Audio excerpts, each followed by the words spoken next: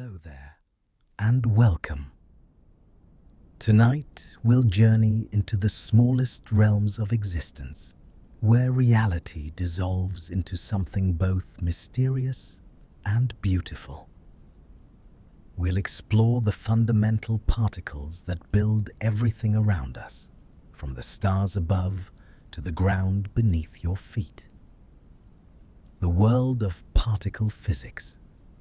To the mind's eye, these particles appear as points of pure energy, dancing through space according to laws that seem almost magical.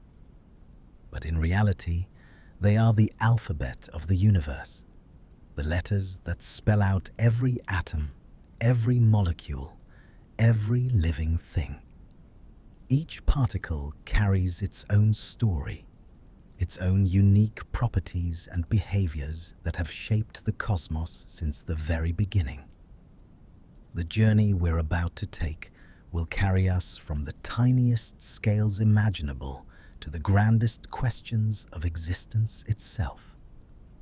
We'll see how scientists have slowly pieced together this puzzle over more than a century, building a theory so precise it can predict the outcomes of experiments to breathtaking accuracy.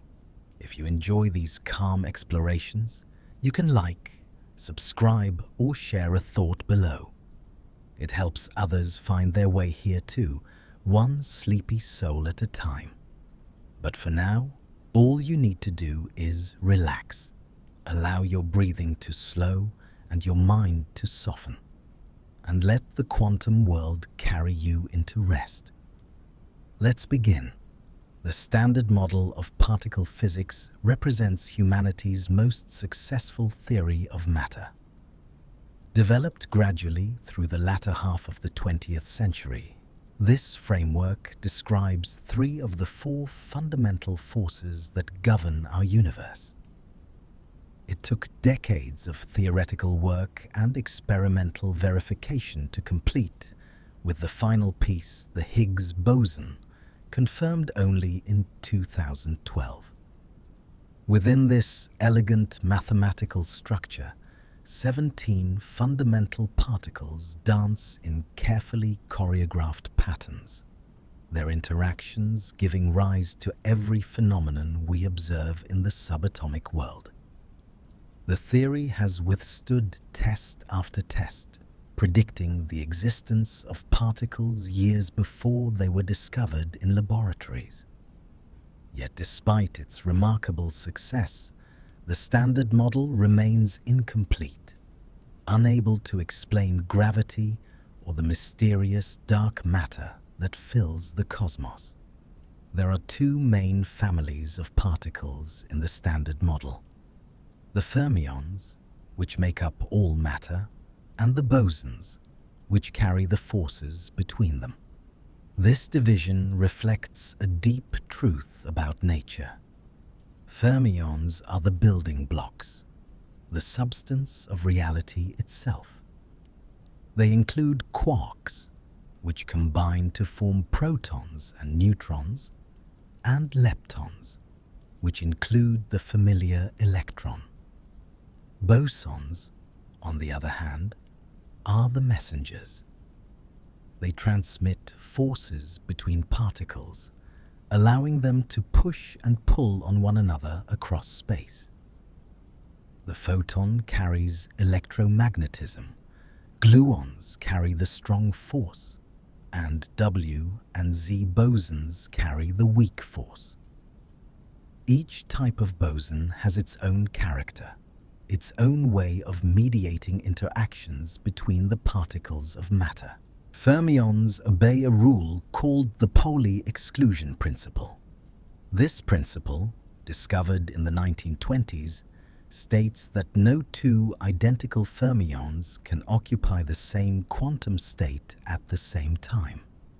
It's why electrons in an atom arrange themselves in distinct shells rather than all collapsing into the lowest energy state. It's why matter has volume and substance, why you cannot push your hand through a table. The exclusion principle arises from the fundamental properties of fermions, from their half-integer spin and the mathematics that governs their behavior. Without this principle, the universe would be unrecognizable. Atoms would collapse, chemistry would not exist, and neither would we. Bosons, by contrast, have no such restriction. Multiple bosons can occupy the same quantum state simultaneously, piling up in ways that fermions never could. This property gives rise to phenomena like lasers, where countless photons march in perfect synchrony, and to superfluidity, where atoms condense into a single quantum state. The distinction between fermions and bosons reflects one of the deepest divisions in quantum mechanics. It shapes the architecture of atoms, the behavior of light, and the forces that hold matter together. Every particle in existence falls into one category or the other, and this simple classification has profound consequences for the structure of reality. The Standard Model contains 12 fundamental fermions, divided into two groups. 6 of these are quarks, and 6 are leptons. The quarks come in pairs with evocative names. There is the up quark and the down quark, the lightest and most common. Then the charm quark and the strange quark, heavier and less stable. Finally, the top quark and the bottom quark, the most massive of all.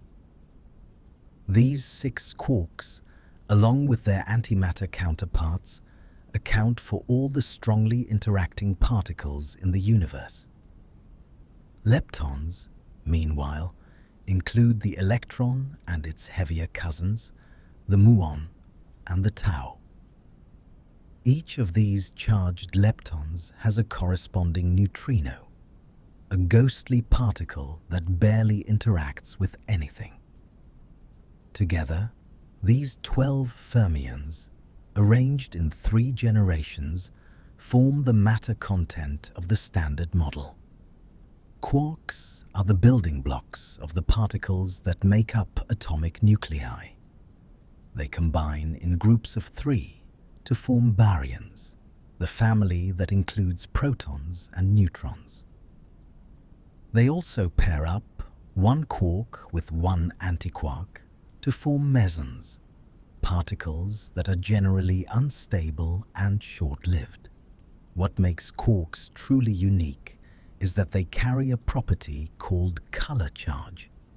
This has nothing to do with visual color, but is instead a quantum property that comes in 3 types, conventionally called red, green, and blue. The color charge is the source of the strong force, the most powerful force in nature, which binds quarks together inside protons and neutrons. Because of this force, quarks are never found in isolation. They are forever confined within composite particles, bound by gluons in a prison from which they can never escape. The up quark is the lightest of all quarks. It carries an electric charge of positive 2/3, measured in units where the electron has charge -1. Its mass is only a few million electron volts, making it one of the least massive particles known. Up quarks are everywhere. Every proton contains 2 of them, paired with a single down quark. Every neutron has one. Without up quarks, there would be no atomic nuclei, no chemistry, no stars, no planets, no life. They are the most abundant quarks in the visible universe, outnumbering all other flavors combined. Their stability and light mass make them the foundation upon which ordinary matter is built. The down quark is slightly heavier than the up quark, with a mass of around 5 million electron volts. It carries an electric charge of negative 1/3. Like the up quark, the down quark is a permanent resident of protons and neutrons. Each neutron contains 2 down quarks along with 1 up quark, while each proton contains 1 down quark and 2 up quarks. This simple rearrangement of up and down quarks is what distinguishes a proton from a neutron, and it is ultimately responsible for the difference between different elements on the periodic table.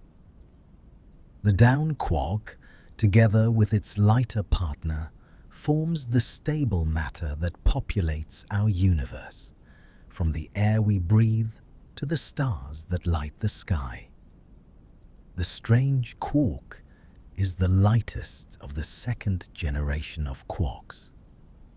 With a mass roughly 100 times that of the up quark, it is significantly heavier than its first generation cousins. The strange quark carries an electric charge of negative 1/3, the same as the down quark. It was given its curious name because particles containing strange quarks exhibited unexpected, or strange, behavior when they were first discovered in the 1950s. These particles lived much longer than physicists expected, decaying slowly through the weak force rather than quickly through the strong force. Strange quarks appear in certain unstable particles called quarks and lambda baryons, which are created in high-energy collisions and decay within fractions of a second. Their brief existence provides a window into physics beyond the stable matter we encounter every day. The charm quark is the heavier partner of the strange quark. Its mass is roughly 1,200 times that of the up quark, placing it in an intermediate range between the light and heavy quarks. Like the up quark, the charm quark carries an electric charge of positive 2/3. It was predicted to exist in the 1970s as part of a theoretical framework that required a fourth quark to balance the known leptons. The discovery of the J-psi meson, a particle containing a charm quark and a charm antiquark, in 1974 confirmed this prediction and earned its discoverers the Nobel Prize. Charm quarks are produced in particle accelerators and in cosmic ray collisions, but they decay rapidly through the weak force, transforming into strange quarks within a trillionth of a second. The bottom quark, also called the beauty quark, is one of the heaviest fundamental particles. Its mass is over 4,000 times that of the up quark, making it substantially more massive than a proton. The bottom quark carries an electric charge of negative 1/3 and was discovered in 1977 at Fermilab. Particles containing bottom quarks are called B mesons, and they play an important role in studies of matter-antimatter asymmetry. Scientists have observed that B mesons and their antimatter counterparts decay at slightly different rates, a subtle effect that may help explain why the universe contains more matter than antimatter. Bottom quarks are produced in high-energy collisions and decay within picoseconds. But their relatively long lifetime for a heavy quark makes them valuable tools for understanding the weak force. The top quark is the heaviest known fundamental particle. Its mass is approximately 173 billion electron volts, roughly equivalent to the mass of an entire atom of tungsten or rhenium. This extraordinary mass makes the top quark unlike any other fundamental particle. It carries an electric charge of positive 2/3 and was the last quark to be discovered, finally detected at Fermilab in 1995 after nearly 2 decades of searching. The top quark is so massive and unstable that it decays in less than a trillionth of a second, faster than the time it takes for the strong force to bind it into a hadron.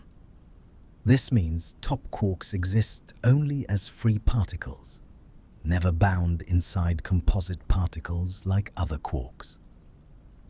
Their enormous mass has led physicists to wonder whether they might play a special role in the mechanism that gives particles mass.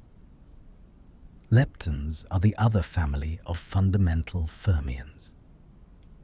Unlike quarks, leptons do not experience the strong force. They interact only through electromagnetism, the weak force, and gravity. There are 6 leptons in total, arranged in 3 generations, each generation containing 1 charged lepton and 1 neutrino.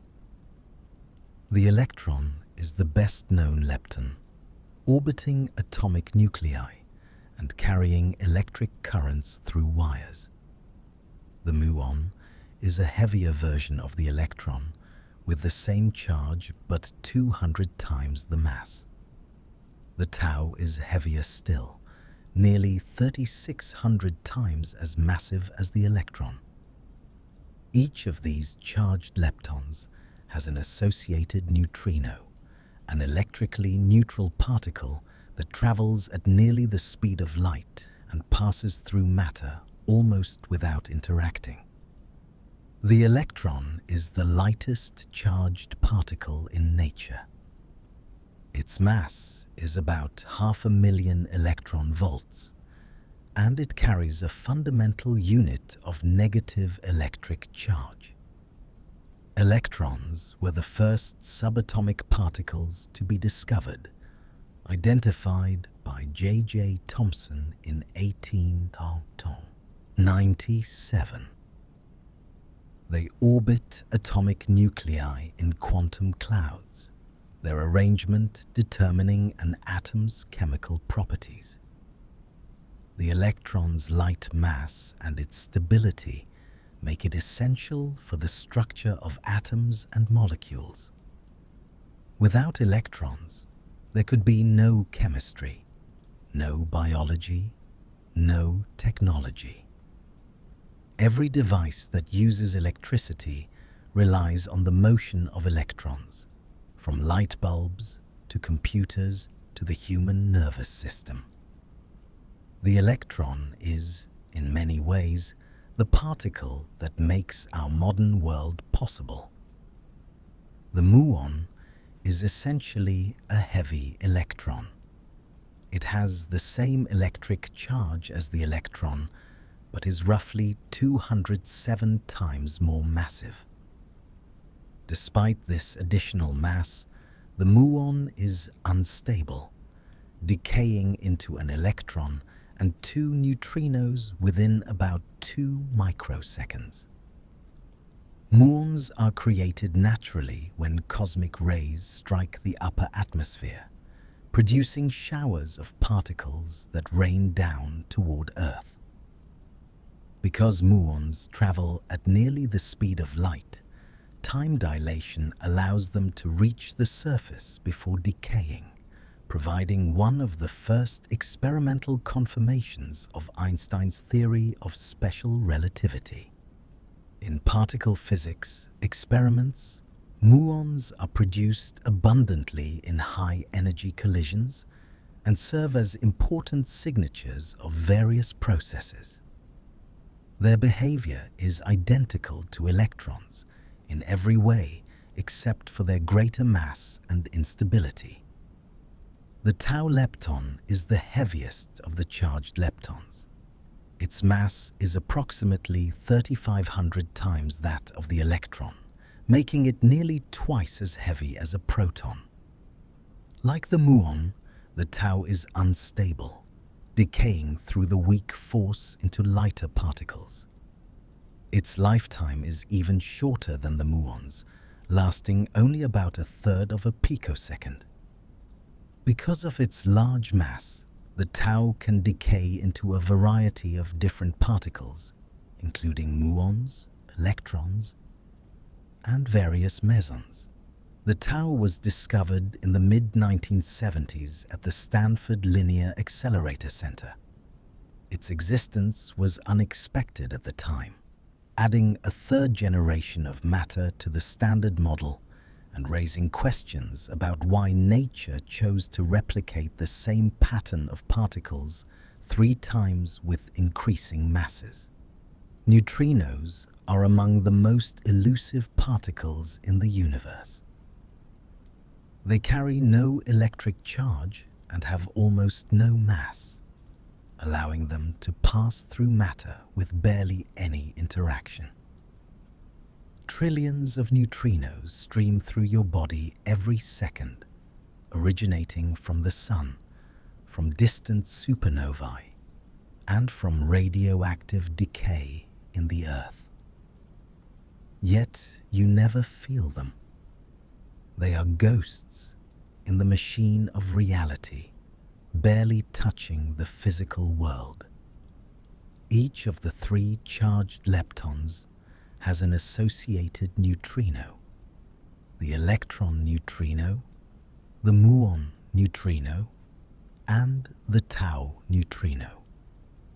These 3 types of neutrinos, or flavors, can actually transform into one another as they travel through space, a phenomenon called neutrino oscillation that was not expected in the original standard model.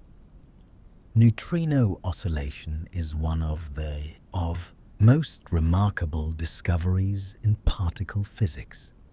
As neutrinos travel, they change their identity, morphing from one flavor to another and back again in a rhythmic dance.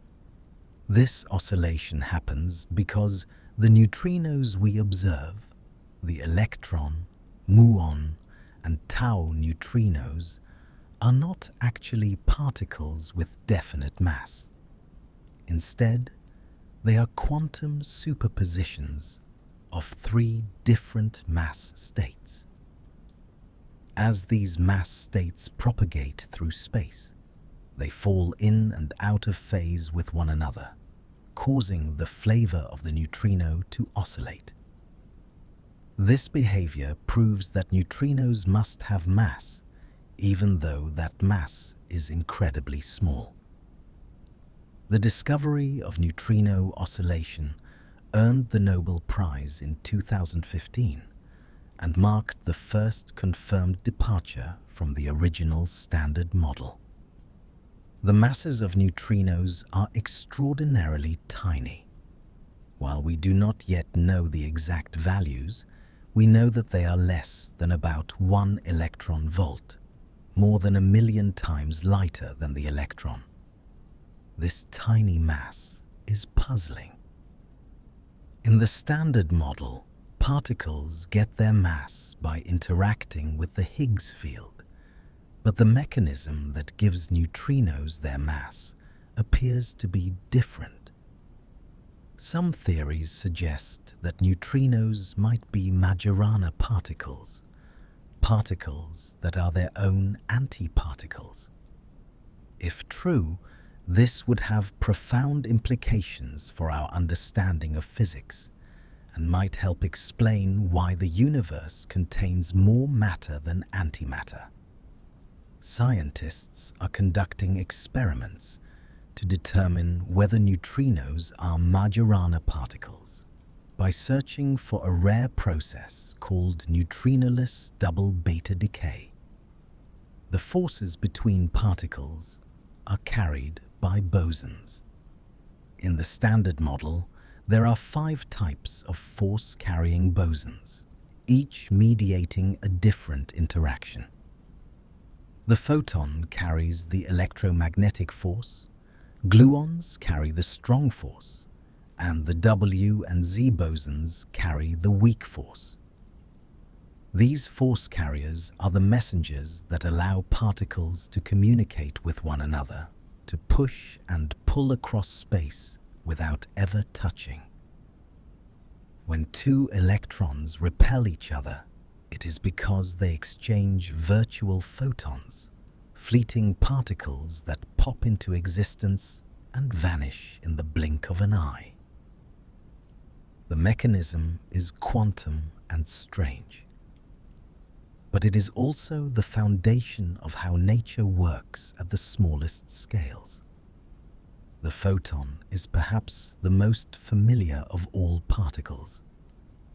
It is the quantum of light, the particle that makes up electromagnetic radiation in all its forms, from radio waves to visible light to gamma rays.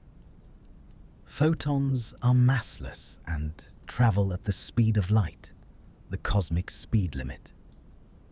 They carry the electromagnetic force, mediating interactions between electrically charged particles. Every time you see something, photons are streaming from that object into your eyes, carrying information about color and brightness. Photons are emitted when electrons jump between energy levels in atoms, when charged particles accelerate, and in countless other processes. They are the primary way that information travels through the universe, carrying light from distant stars across billions of years of space. Gluons are the carriers of the strong force. There are 8 types of gluons, each carrying a combination of color and anticolor charge. Like photons, gluons are massless, but unlike photons, they interact with themselves because they carry the very charge they transmit. This self-interaction gives the strong force its unique properties.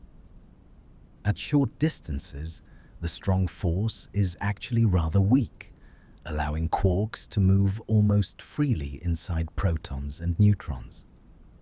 But as quarks are pulled apart, the force between them grows stronger, like stretching a rubber band.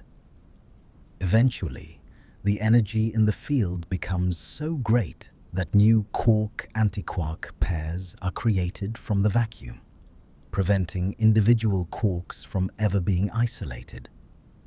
This phenomenon, called color confinement, is one of the defining features of quantum chromodynamics.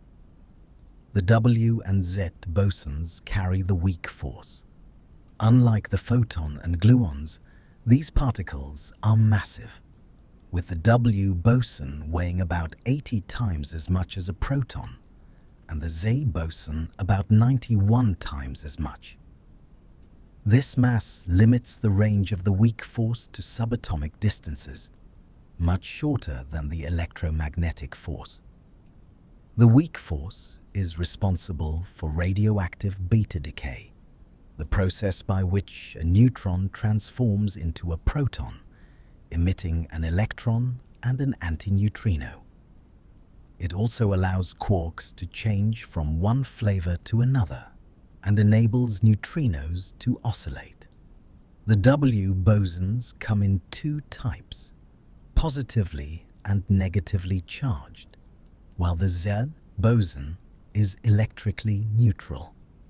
These particles were predicted by the unified theory of electromagnetism and the weak force, and were discovered at CERN in 1983. The Higgs boson is unlike any other particle in the Standard Model. It has 0 spin, making it a scalar boson rather than a vector boson like the force carriers. The Higgs boson is a ripple in the Higgs field, a field that permeates all of space and gives mass to other particles. Without the Higgs field, all fundamental particles would be massless, and the universe as we know it could not exist. The Higgs boson was the last particle predicted by the Standard Model to be discovered. It took nearly 50 years from the initial theoretical prediction in 1964 to its discovery at the Large Hadron Collider in 2012. The discovery confirmed the mechanism by which particles acquire mass and completed the Standard Model.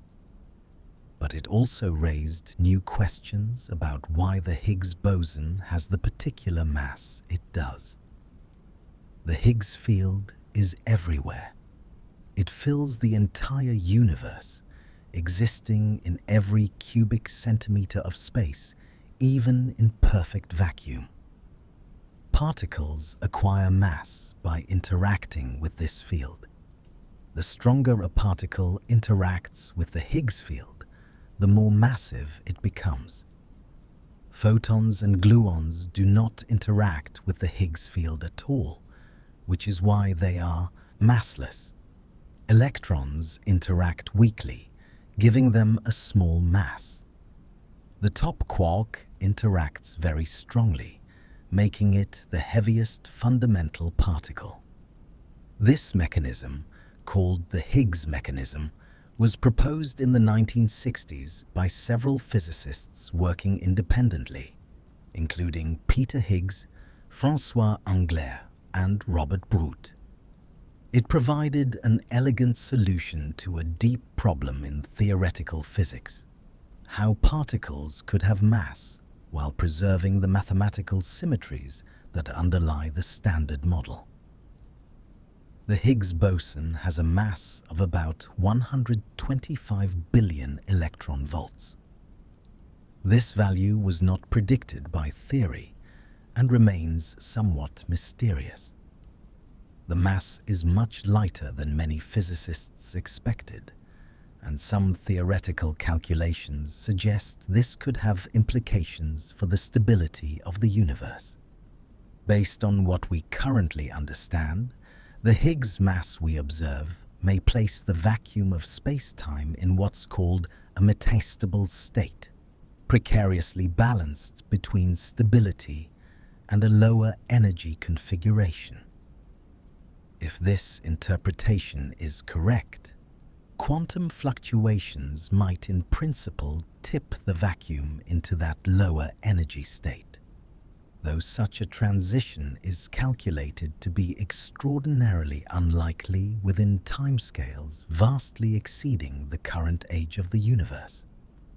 The possibility raises intriguing questions about why the Higgs mass has the particular value it does.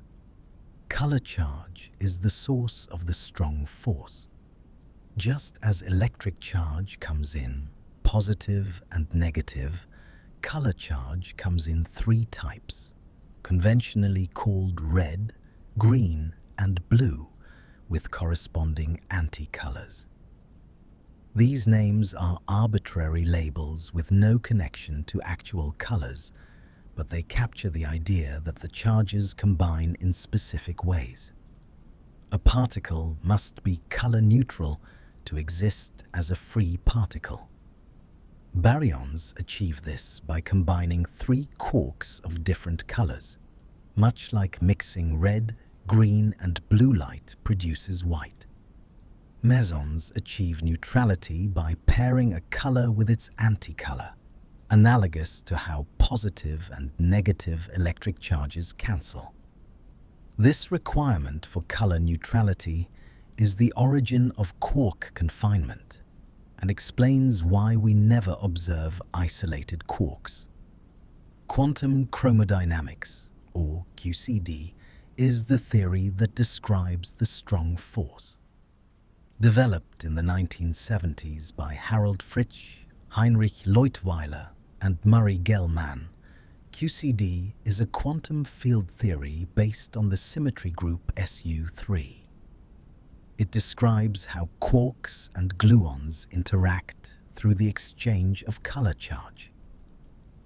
One of the most striking features of QCD is asymptotic freedom, the phenomenon where the strong force becomes weaker at short distances or high energies.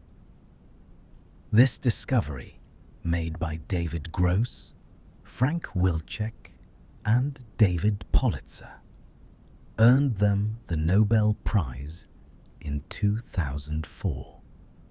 Asymptotic freedom allows physicists to make precise predictions about high-energy collisions between particles, predictions that have been confirmed to remarkable accuracy in experiments at particle accelerators around the world.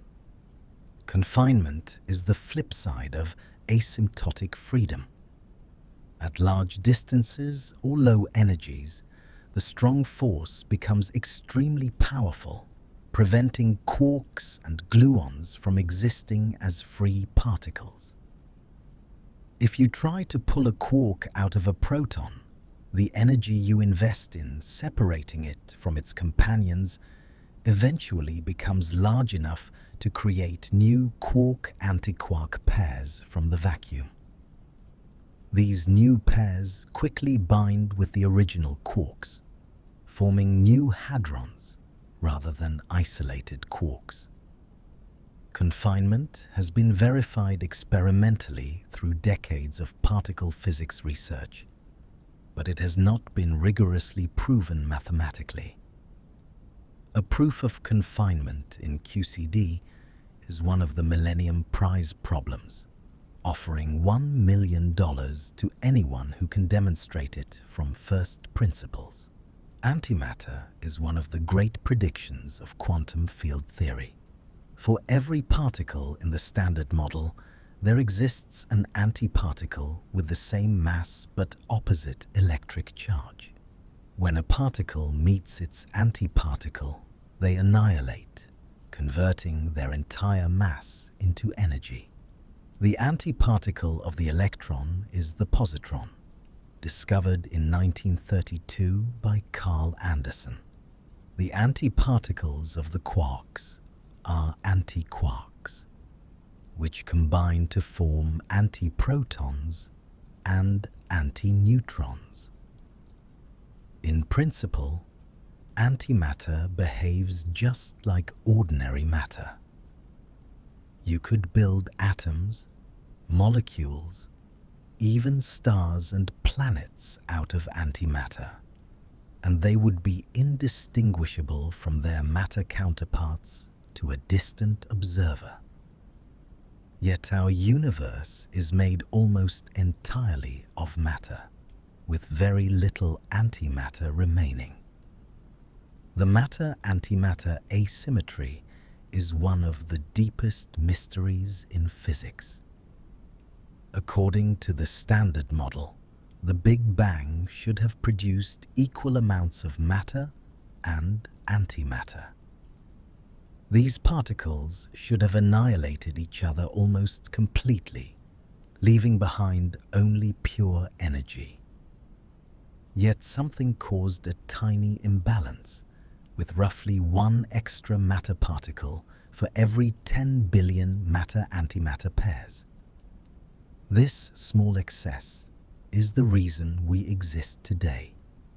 Everything we see, from the smallest grain of sand to the largest galaxy, is made from that tiny residue of matter that somehow survived.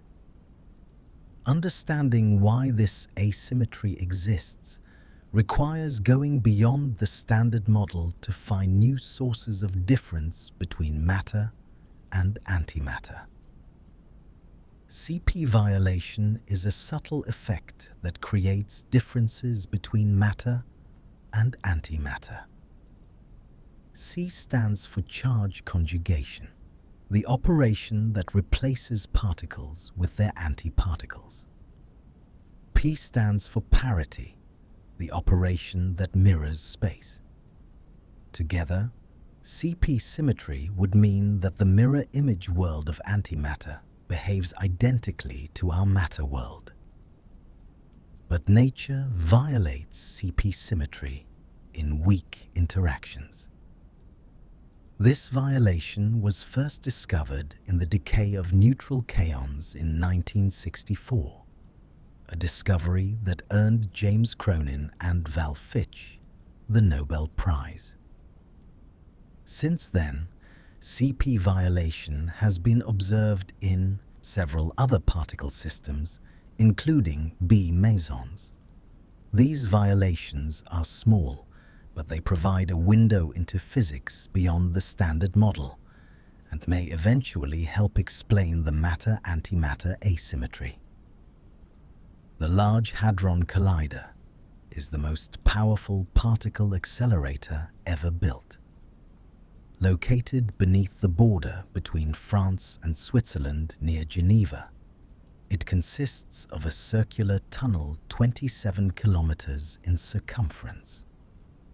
Inside this tunnel, beams of protons are accelerated to 99.9999991% of the speed of light, and then collided head-on.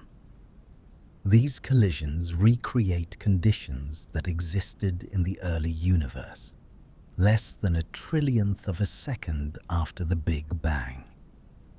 By studying the debris from these collisions, physicists can probe the fundamental structure of matter and search for new particles and forces.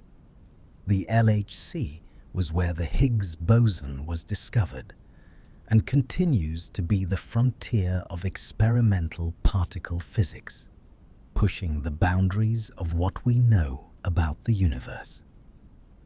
The discovery of the Higgs boson in 2012 was a triumph of experimental physics. The ATLAS and CMS detectors at the Large Hadron Collider observed a new particle with a mass of about 125 billion electron volts, appearing in the debris of proton-proton collisions. This particle decayed into pairs of photons, pairs of Z bosons, and other combinations of particles exactly as predicted for the Higgs boson. The discovery was announced on July 4th to packed audiences at CERN and around the world. It confirmed nearly 50 years of theoretical predictions and completed the standard model of particle physics. Peter Higgs and Francois Englert were awarded the Nobel Prize the following year for their theoretical work predicting the existence of this particle. Particle detectors are marvels of engineering. They must be able to track individual particles moving at nearly the speed of light, measure their energies to high precision, and identify what type of particle they are. Modern detectors at the LHC are multi-story machines, weighing thousands of tons, packed with layers of different technologies. Silicon trackers measure the paths of charged particles with extraordinary precision. Calorimeters measure the energy of particles by absorbing them and converting their energy into measurable signals. Muon detectors catch the only particles that make it through the entire detector. Together, these systems reconstruct the fleeting moments after each collision, allowing physicists to identify new particles and test theoretical predictions. A single detector can record data from millions of collisions per second. The standard model has been tested to incredible precision. Predictions from the theory match experimental measurements to parts per billion in some cases. The magnetic moment of the electron, for instance, has been calculated and measured to agree to better than 1 part in a trillion, making it one of the most precise predictions in all of science. Measurements of the masses of the W and Z bosons, the decay rates of various particles, and the production rates of Higgs bosons at colliders all agree with standard model calculations. This extraordinary success is a testament to the power of quantum field theory and the decades of work by theoretical and experimental physicists refining and testing the theory. Yet the Standard Model is incomplete. It cannot account for gravity, which remains stubbornly outside the framework of quantum field theory. It does not explain the existence of dark matter, the invisible substance that makes up about 80% of the matter in the universe. It provides no insight into dark energy, the mysterious force causing the universe to expand at an accelerating rate. The Standard Model also does not explain why there are 3 generations of matter particles, or why the particles have the particular masses they do. These gaps are not flaws, but rather invitations, pointing the way toward new physics that lies beyond our current understanding. Dark matter is one of the most compelling reasons to believe that physics extends beyond the Standard Model. Astronomical observations show that galaxies contain far more mass than can be accounted for by the stars, gas, and dust we can see. This invisible mass reveals itself through its gravitational influence, bending the paths of light and affecting the motions of stars within galaxies. Whatever dark matter is made of, it cannot be any of the particles in the Standard Model. It must be something new, something that interacts so weakly with ordinary matter that it has escaped detection in laboratories. Several candidate particles have been proposed, including weakly interacting massive particles and axions. But despite decades of searching, dark matter's identity remains unknown. Supersymmetry is one of the most elegant extensions of the Standard Model. It proposes that for every known particle, there exists a superpartner with different spin properties. Each fermion would have a bosonic superpartner, and each boson would have a fermionic superpartner. These superpartners would be heavier than their Standard Model counterparts, which is why we have not yet observed them. Supersymmetry would solve several problems in theoretical physics, including providing natural candidates for dark matter particles and helping to unify the fundamental forces. It would also stabilize the mass of the Higgs boson, preventing it from being driven to enormous values by quantum corrections. However, searches for superpartners at the LHC have so far come up empty, placing increasingly stringent constraints on supersymmetric theories. Grand unification is the idea that the electromagnetic, weak and strong forces are actually different aspects of a single, more fundamental force. At very high energies, energies that existed only in the earliest moments after the Big Bang, these 3 forces would have been unified into one. As the universe cooled and expanded, this unified force would have broken apart into the separate forces we observe today. Grand unified theories predict new phenomena, including proton decay and the existence of magnetic monopolies. They also predict that neutrinos should have tiny masses, a prediction that has been confirmed. However, the energy scale of grand unification is extraordinarily high, about 1 trillion times higher than what we can achieve in particle accelerators, making it difficult to test these theories directly. String theory attempts to go even further, seeking to unify all 4 fundamental forces, including gravity, into a single framework. In string theory, the fundamental building blocks of the universe are not point particles, but tiny vibrating strings. Different vibration patterns of these strings correspond to different particles.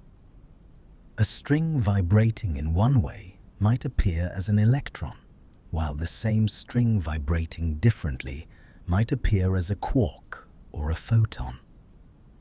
String theory requires extra dimensions of space beyond the three we experience, dimensions that are curled up so tightly that we cannot perceive them. While string theory is mathematically beautiful and has led to important insights in theoretical physics, it has proven extremely difficult to test experimentally, and its connection to the real world remains uncertain. The Planck scale marks the boundary where quantum effects and gravitational effects become equally important.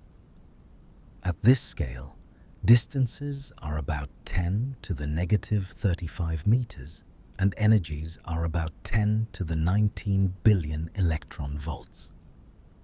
The Planck scale is unimaginably far beyond what we can probe with current technology. At these scales, space and time themselves are expected to break down into a quantum foam, where the smooth geometry we experience gives way to wild fluctuations. Understanding physics at the Planck scale would require a theory of quantum gravity, a theory that successfully merges quantum mechanics with general relativity. No such theory currently exists, though string theory and loop quantum gravity are among the approaches being pursued. Neutrinos have opened a window into physics beyond the standard model. The discovery that they oscillate proved that they have mass, something the original standard model did not account for. The mechanism that gives neutrinos their tiny masses remains mysterious. One possibility that many physicists find compelling is the seesaw mechanism, which proposes that neutrinos gain mass through interactions with very heavy particles that have not yet been discovered. According to this framework, these heavy particles would be so massive that creating them in particle accelerators would be impossible with current technology. The seesaw mechanism would naturally explain why neutrino masses are so much smaller than the masses of other particles, and it would connect neutrino physics to grand unified theories operating at very high energy scales. However, direct experimental evidence for this mechanism remains elusive. The weak force is responsible for the sun's light. Deep in the core of the sun, hydrogen nuclei fuse together to form helium, releasing vast amounts of energy in the process. But for fusion to occur, one of the protons must first transform into a neutron through beta decay, a process mediated by the weak force.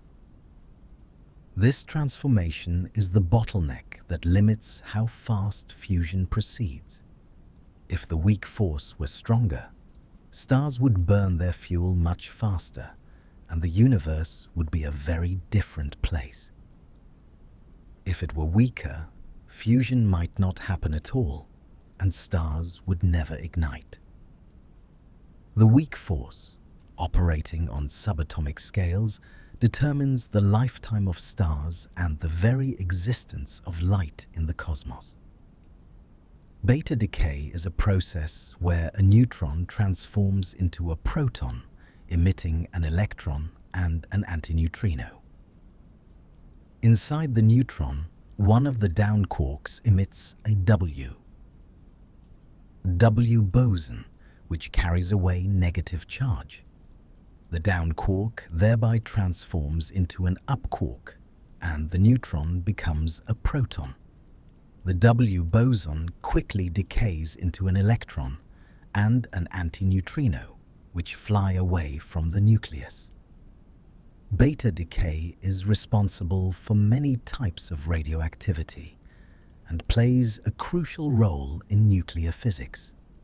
It is also the process that allows unstable isotopes to decay towards stability, releasing energy that can be harnessed in nuclear reactors, and that heats the interior of the Earth through the decay of radioactive elements, like uranium and thorium. Particle physics has practical applications beyond fundamental research. Particle accelerators are used in medicine to treat cancer, with proton and heavy ion beams delivering radiation precisely to tumors while sparing surrounding tissue. Positron emission tomography, or PET scans, use antimatter to create detailed images of the body's internal structures. The development of the World Wide Web at CERN was driven by the need to share data among particle physicists at laboratories around the world. Advances in detector technology have led to improvements in medical imaging and radiation detection. The quest to understand the fundamental structure of matter has yielded tools and techniques that benefit society in countless ways, demonstrating that basic research often leads to unexpected practical benefits. Cosmic rays are particles from space that constantly bombard the Earth. Most cosmic rays are protons, but some are heavier nuclei, or even electrons and positrons. When these particles strike the upper atmosphere, they create showers of secondary particles, including muons, neutrinos, and exotic particles that would otherwise be impossible to observe. Before the construction of large particle accelerators, cosmic rays were the primary way physicists discovered new particles. The muon, the pion, and the kaon were all first detected in cosmic ray experiments. Even today, cosmic rays provide a natural laboratory for studying particle physics at energies higher than any accelerator can achieve, and they continue to yield surprises about the most energetic processes in the universe. The quark-gluon plasma is a state of matter that existed in the first microseconds after the Big Bang. At extremely high temperatures and densities, quarks and gluons are no longer confined within individual protons and neutrons, but instead move freely in a hot, dense soup. This plasma has been recreated in heavy ion collisions at the relativistic heavy ion collider and the Large Hadron Collider, where gold or lead nuclei are smashed together at nearly the speed of light. The resulting fireball, lasting only a tiny fraction of a second, reaches temperatures of trillions of degrees. By studying the quark-gluon plasma, physicists can test quantum chromodynamics under extreme conditions and gain insight into the early universe when all matter existed in this primordial state. Precision measurements of particle properties continue to refine our understanding of the Standard Model. The mass of the top quark, the strength of the strong force at different energy scales, and the rates at which particles decay into various final states are all measured with increasing accuracy. Each measurement provides a test of the theory's predictions and constrains the properties of any new physics that might exist. Sometimes small discrepancies appear between theory and experiment, hints that something unexpected might be happening. One such intriguing case is the muon G2 experiment, which measures the magnetic moment of the muon. Recent results suggest a small deviation from the standard model prediction, though the statistical significance is not yet conclusive enough to claim a definite discovery. If this discrepancy is confirmed with more data, it could point toward new particles or forces. For now, it remains a tantalizing possibility that requires further investigation. The cosmological implications of particle physics are profound. The particles and forces described by the Standard Model shaped the evolution of the universe from its earliest moments. In the first fraction of a second after the Big Bang, the universe was a hot, dense plasma of quarks, gluons, and other particles. As it expanded and cooled, quarks combined to form protons and neutrons. After a few minutes, these nucleons fused to form the first atomic nuclei, primarily hydrogen and helium. After hundreds of thousands of years, the universe cooled enough for electrons to bind with nuclei, forming neutral atoms and allowing light to travel freely through space for the first time. This light, now stretched by the expansion of the universe, is the cosmic microwave background radiation that we observe today. Big Bang nucleosynthesis is one of the great triumphs of particle physics applied to cosmology. By understanding the weak force and the strong force, physicists can calculate exactly how much hydrogen, helium, and lithium should have been created in the first few minutes of the universe. These predictions, made decades ago, match the observed abundances of these elements with remarkable precision. The agreement between theory and observation is one of the strongest pieces of evidence for the Big Bang model and for our understanding of particle physics. It demonstrates that the laws of physics we discover in laboratories on Earth appear to apply throughout the universe and throughout cosmic history. Neutrino detectors have opened a new way to observe the universe. Because neutrinos interact so weakly with matter, they can travel from the hearts of stars and from the cores of supernovae without being absorbed or scattered. By detecting these neutrinos, physicists can see directly into regions that are opaque to light. The detection of neutrinos from the Sun confirmed our understanding of nuclear fusion and neutrino oscillation. The detection of neutrinos from supernova, 1987, provided direct evidence of the core collapse mechanism that powers these stellar explosions.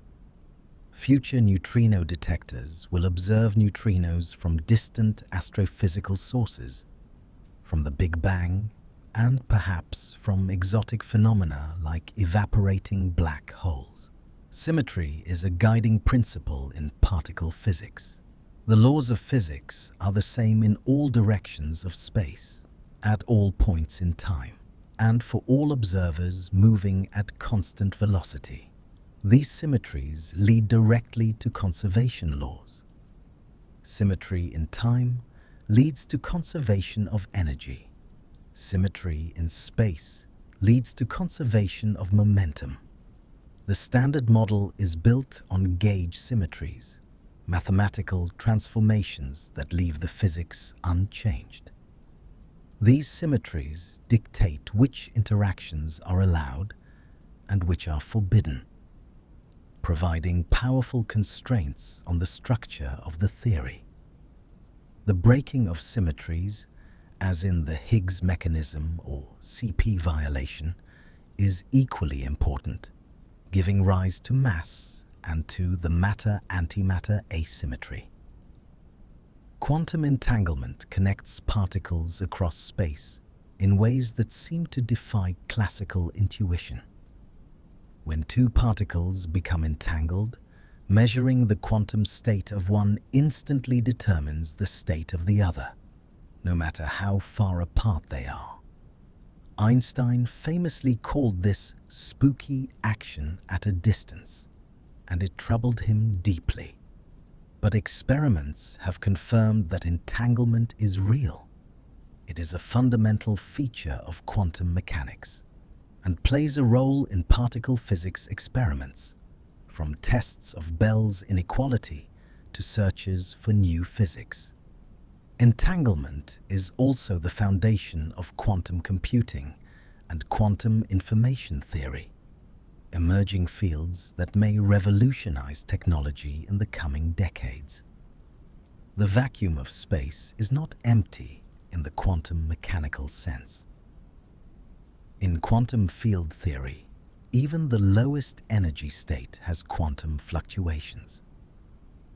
These fluctuations can be pictured as virtual particles appearing and disappearing, though this is a simplified visualization of more complex quantum field dynamics. The effects of these quantum fluctuations are real and measurable. They contribute to phenomena like the Lamb shift in atomic spectra and influence the behavior of particles. The Casimir effect, where two metal plates placed close together in vacuum experience an attractive force, demonstrates that quantum fields have physical consequences even in their ground state. Understanding the quantum nature of the vacuum is crucial to understanding why the Higgs field has a non-zero value, and to understanding the cosmological constant, the energy density that appears to drive the accelerating expansion of the universe. Loop diagrams in quantum field theory represent virtual particles that are created and then reabsorbed in the course of a particle interaction. These loops give rise to quantum corrections that shift the masses and interaction strengths of particles. Calculating these corrections requires sophisticated mathematical techniques and careful handling of infinities that arise in the calculations. The process of renormalization removes these infinities in a systematic way, allowing physicists to make finite, testable predictions. The remarkable success of renormalized quantum field theories, including the Standard Model, is one of the great achievements of 20th century physics, even though the underlying reasons for why renormalization works remain somewhat mysterious. The speed of light is not just the speed at which light travels. It is the cosmic speed limit, the maximum speed at which any information or influence can propagate through space. Massless particles like photons and gluons travel at this speed. Particles with mass always travel slower. The reason for this speed limit lies deep within the structure of space-time itself, in Einstein's theory of special relativity. The fact that all massless particles travel at the same speed, regardless of their energy, is a profound statement about the geometry of the universe. It tells us that space-time has a fundamental symmetry, a symmetry that underlies all of modern physics. Charge is conserved in all interactions when particles are created or destroyed.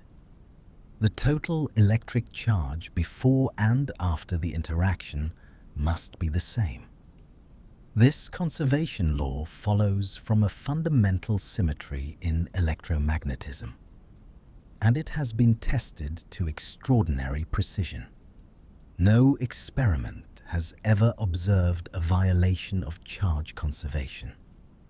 The same is true for color charge in the strong force, though the rules are more complex because gluons carry color. Conservation of charge is so fundamental that any theory that violates it would be immediately suspect. It is one of the bedrock principles upon which particle physics is built. The electroweak theory unified two of the fundamental forces. Before the 1960s, electromagnetism and the weak force were thought to be completely separate. But Sheldon, Glashow, Abdus Salam, and Steven Weinberg showed that at high energies, these two forces merge into a single electroweak force.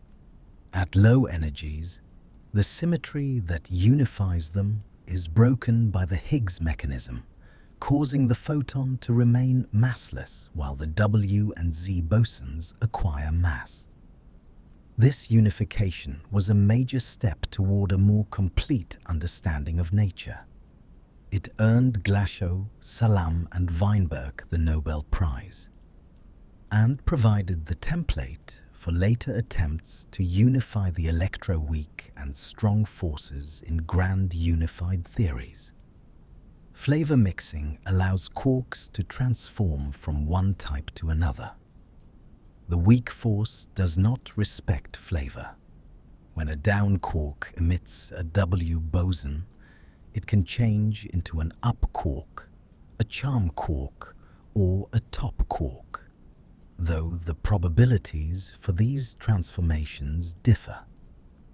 The pattern of these transformations is described by the CKM matrix, named after Kabibo, Kobayashi, and Maskawa.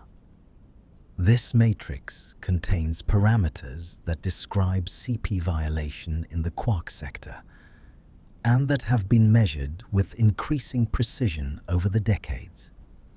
Similar mixing occurs among neutrinos, described by the PMNS matrix. The existence of flavor mixing is essential for understanding particle decays and oscillations, and it is one of the aspects of the Standard Model that remains somewhat mysterious in its origins. The top quark mass is remarkably close to the scale of electroweak symmetry breaking.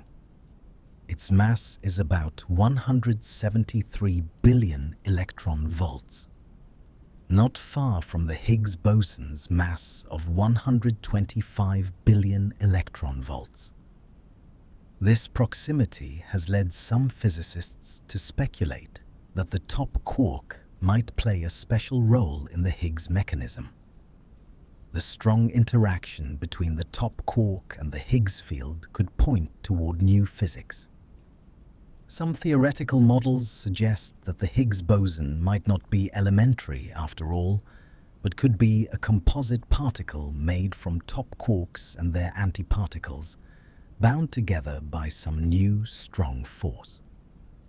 These ideas remain speculative and have not been confirmed by experiment, but they illustrate how unusual features in the Standard Model drive theoretical exploration. Rare decays provide a window into new physics. Some particle decays are so heavily suppressed in the Standard Model that observing them requires extraordinary experimental sensitivity. Any new particles or forces beyond the Standard Model could alter the rates of these rare decays in measurable ways. The decay of a B meson into a pair of muons, for instance, occurs at a rate of only a few parts per billion. But this rate has been measured at the LHC and agrees with Standard Model predictions.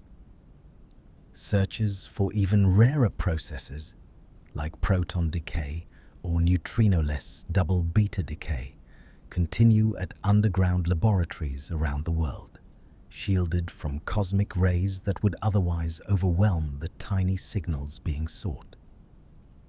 The hierarchy problem asks why the weak force is so much weaker than the strong force, or, equivalently, why the masses of the W and Z bosons are so much smaller than the Planck mass.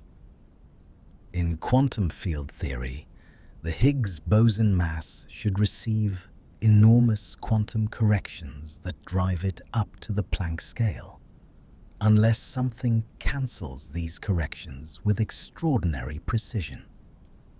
This fine-tuning seems unnatural to many physicists, and various solutions have been proposed.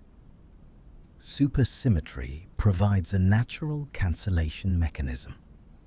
Theories with extra dimensions suggest that gravity only appears weak because it spreads out into dimensions we cannot see.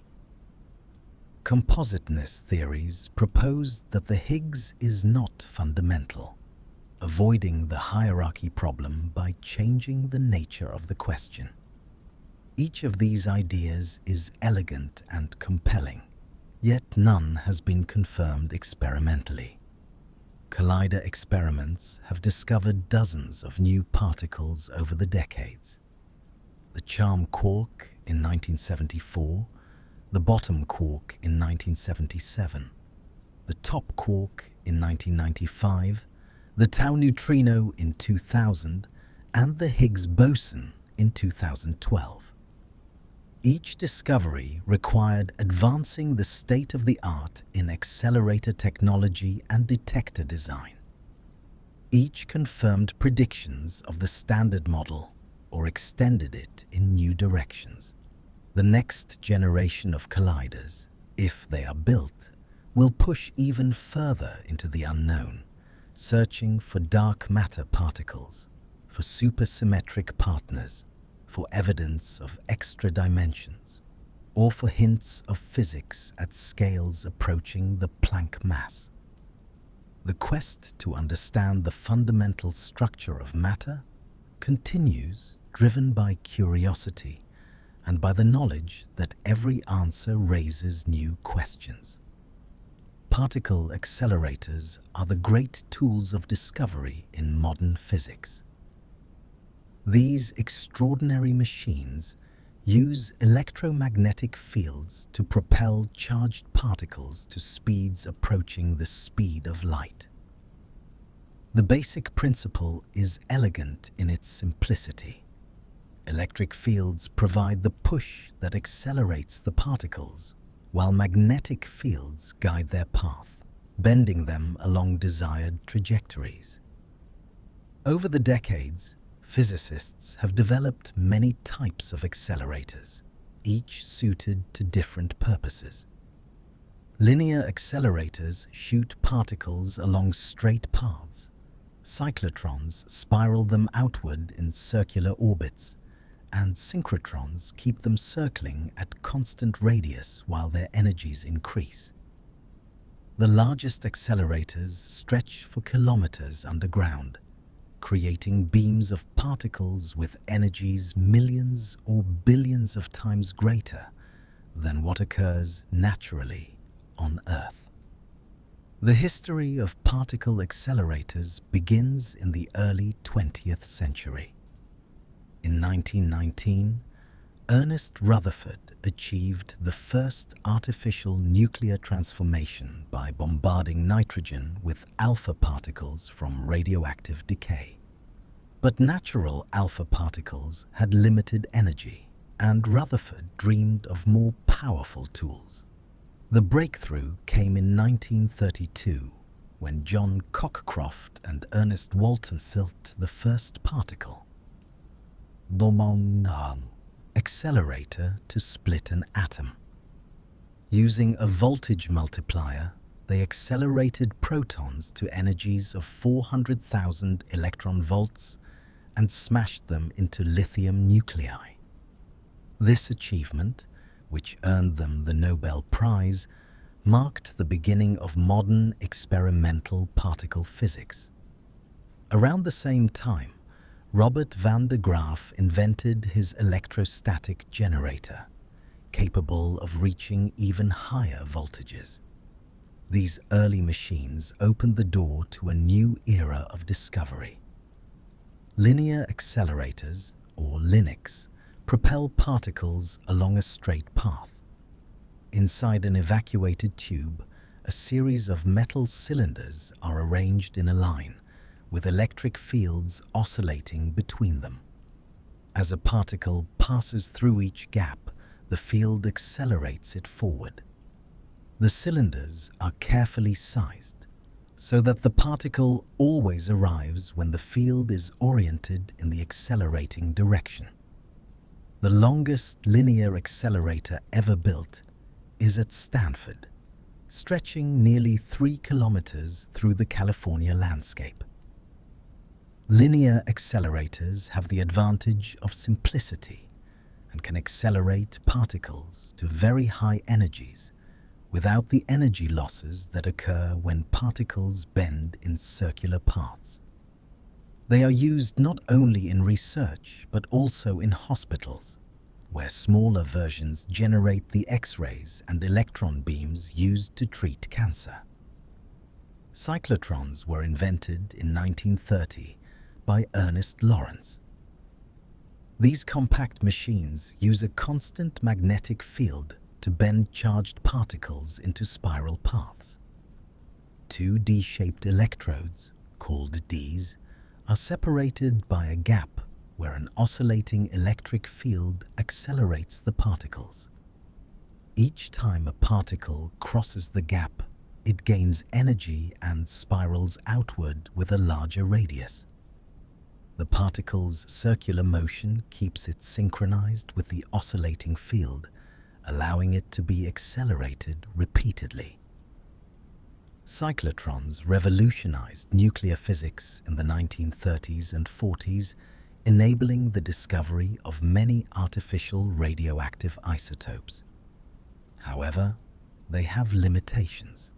As particles approach the speed of light, relativistic effects cause their mass to increase, throwing off the synchronization with the field.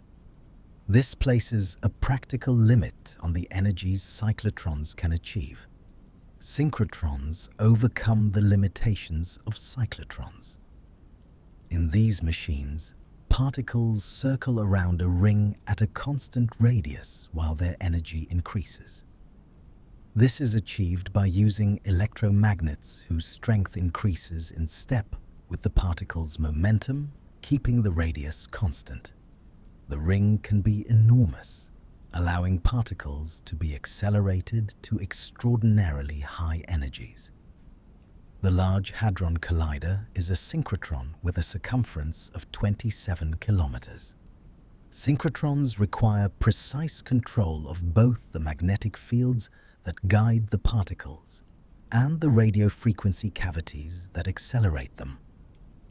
As the particles gain energy, the magnets must strengthen, and the frequency of the accelerating fields must adjust to keep everything synchronized. Despite their complexity, synchrotrons are the workhorses of modern particle physics. Colliding beam accelerators represent a major advance in efficiency. In earlier machines, a beam of particles would strike a stationary target, but much of the energy was wasted in setting the target in motion. When two beams collide head-on, however, all their kinetic energy goes into the collision, available to create new particles. The first colliding beam machine was built in the 1960s, and the technique has since become standard for the highest energy experiments. At the Large Hadron Collider, two beams of protons circulate in opposite directions around the ring, guided by superconducting magnets cooled to temperatures colder than outer space. At designated points, the beams are focused and brought together, creating millions of collisions per second. Detectors surrounding these collision points capture the spray of particles that emerge. There are approximately 30,000 particle accelerators in operation worldwide. The vast majority are not used for fundamental research, but for practical applications. About 44% are used in medicine. primarily for cancer treatment through radiation therapy. Accelerators destroy tumors by bombarding them with beams of electrons, protons, or heavier ions, delivering precise doses of radiation while sparing surrounding healthy tissue. Another 41% of accelerators are used in industry for ion implantation, a process that modifies the properties of materials by embedding ions into their surfaces. This technique is crucial for manufacturing semiconductors and improving the durability of metals. Only about 1% of all accelerators are the large machines used for high-energy physics research, yet these are the ones that capture the public imagination and push the boundaries of human knowledge. Synchrotron light sources have become invaluable tools for scientific research. When charged particles are accelerated around a circular path, they emit electromagnetic radiation, a phenomenon called synchrotron radiation. This radiation is extremely bright and spans a wide range of wavelengths, from infrared to X-rays. Dozens of synchrotron light sources exist around the world, producing intense beams of light that scientists use to study everything from protein structures to the properties of novel materials. The Advanced Photon Source at Argonne National Laboratory, the Stanford Synchrotron Radiation Light Source, and many others host thousands of researchers each year. These facilities have contributed to countless discoveries in biology, chemistry, physics, and materials science, demonstrating that accelerators serve purposes far beyond particle physics. Virtual particles are among the most misunderstood concepts in quantum field theory. In the mathematical framework physicists use to calculate particle interactions, intermediate states appear that don't satisfy the usual relationship between energy, momentum, and mass.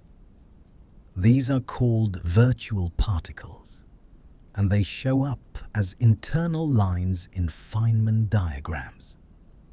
While virtual particles are not directly observable and exist only within the mathematical formalism, their effects are real and measurable. They contribute to the forces between particles, and phenomena like the Lamb shift and the Casimir effect can be understood through their influence. The quantum vacuum, in this view, is filled with quantum fluctuations that can be picturesquely described as virtual particle pairs popping in and out of existence, though this description should be understood as a helpful visualization of the underlying quantum field dynamics, rather than a literal statement about particles appearing and disappearing. The Casimir effect provides measurable evidence for quantum vacuum phenomena.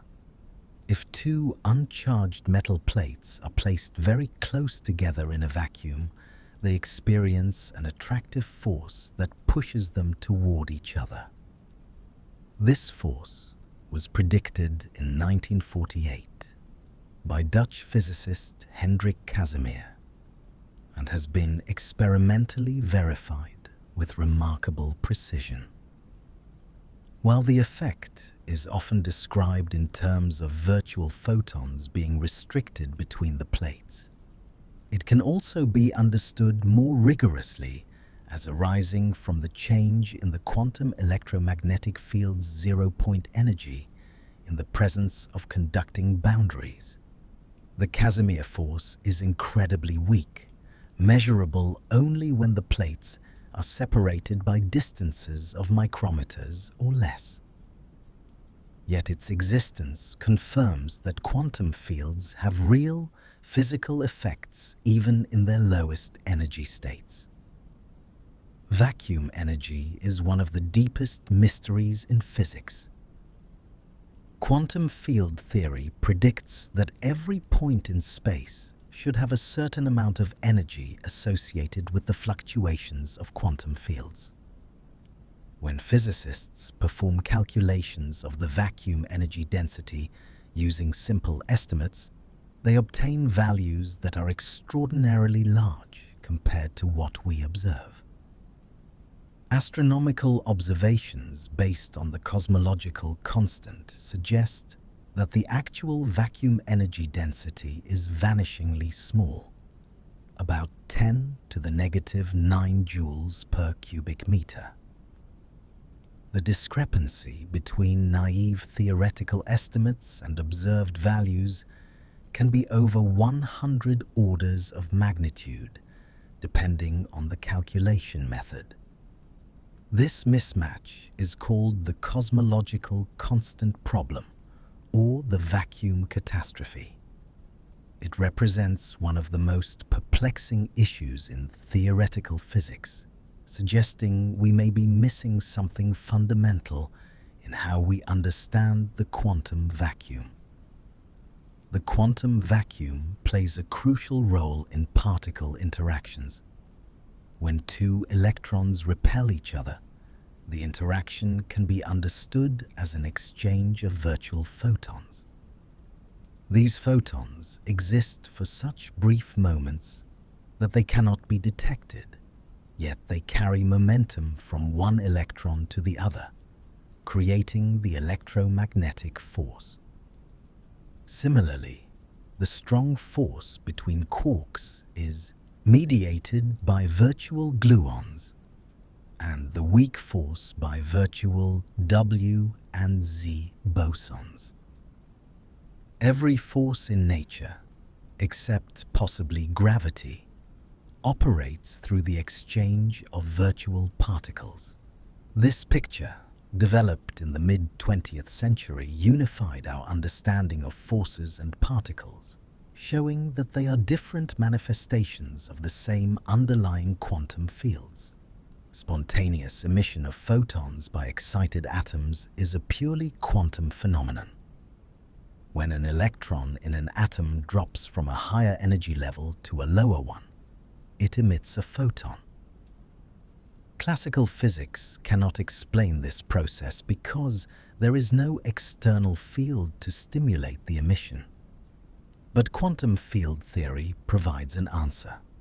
Even when no photons are present, the quantum electromagnetic field is still there, fluctuating in its vacuum state.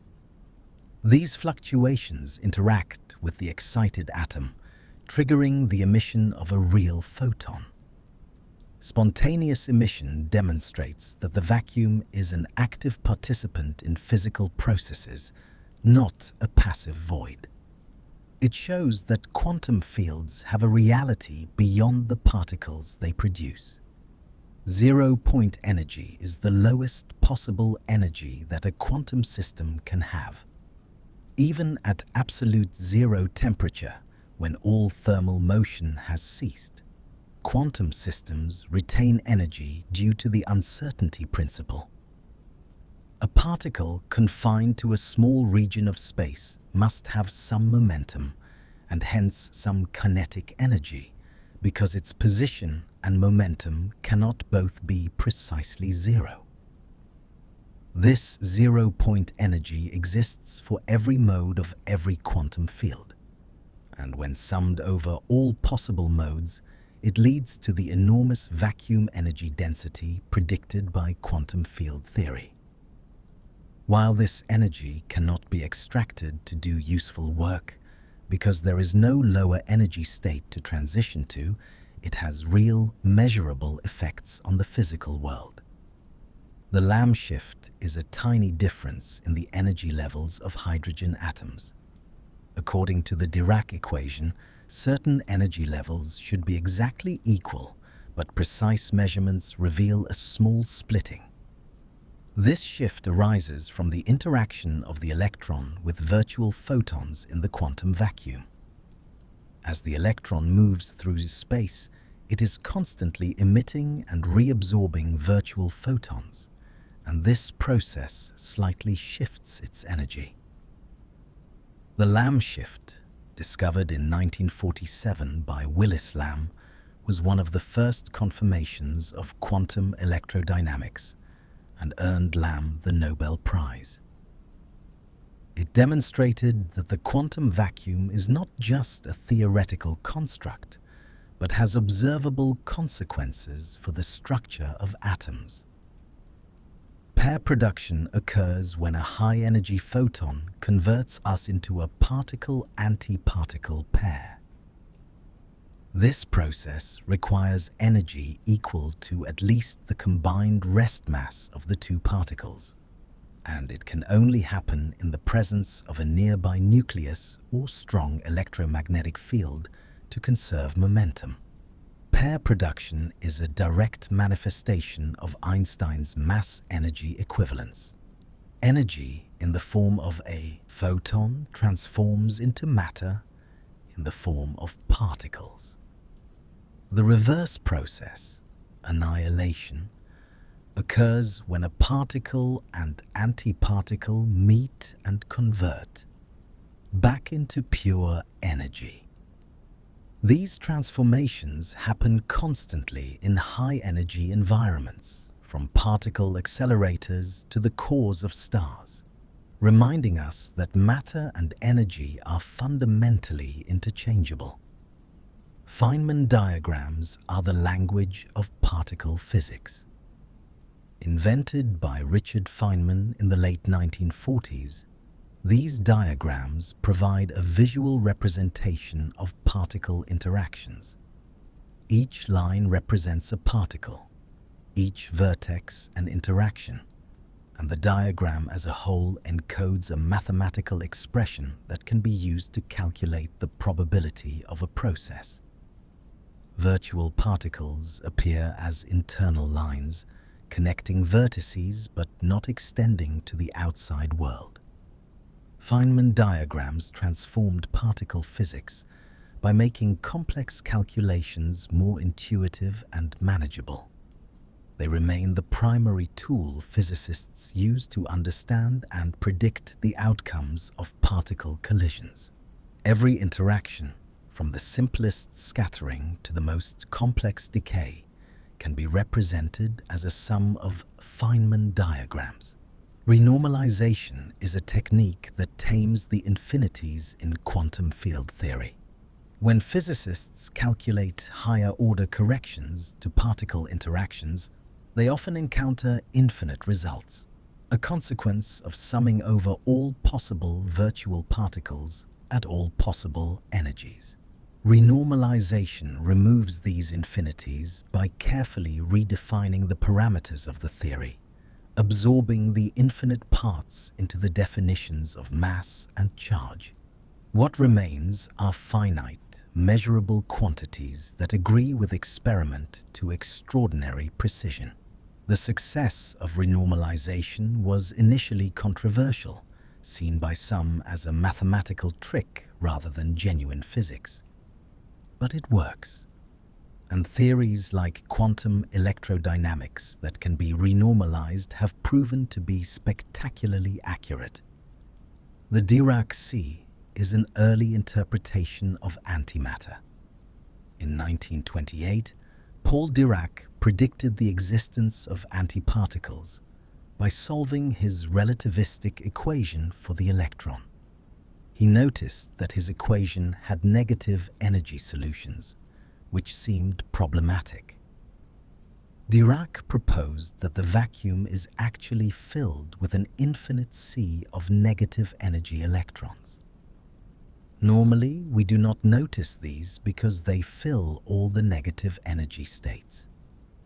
But if enough energy is supplied, an electron can be promoted from the sea to a positive energy state, leaving behind a hole.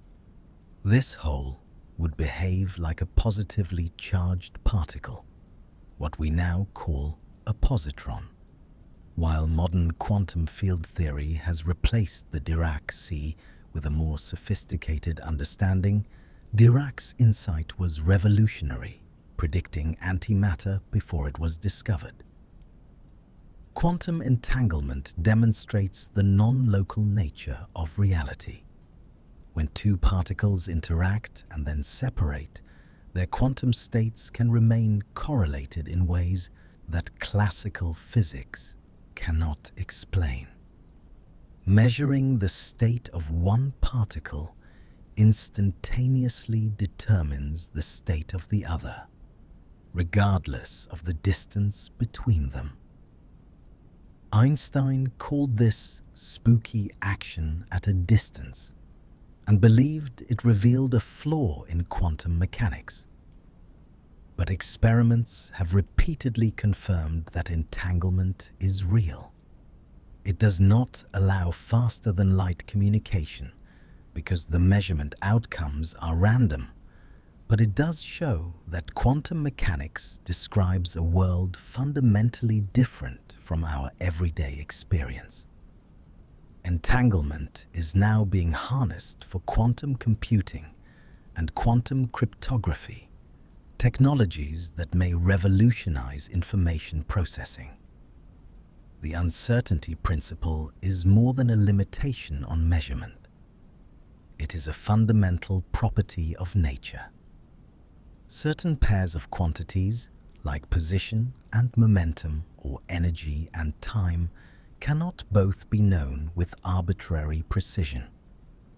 The more precisely you determine one, the less precisely you can know the other. This is not because our instruments are imperfect, but because particles simply do not have definite values for both quantities simultaneously. The uncertainty principle underlies much of quantum mechanics. From the structure of atoms to the existence of virtual particles. It tells us that at the quantum level, the universe is inherently probabilistic, not deterministic. Nature herself does not know exactly where a particle is or how much energy it has at any given moment. Precision measurements constrain new physics even when no new particles are discovered.